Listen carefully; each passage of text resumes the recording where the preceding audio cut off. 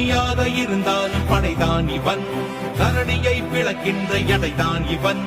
புலனைந்தும் தெளிவாக இருக்கின்றவன், புறம் நான்கும் எளிதாக படைக்கின்றவன். உடையாத தடைகளை உடைக்கின்றவன், உண்மையாய் சாதனை படைக்கின்றவன்.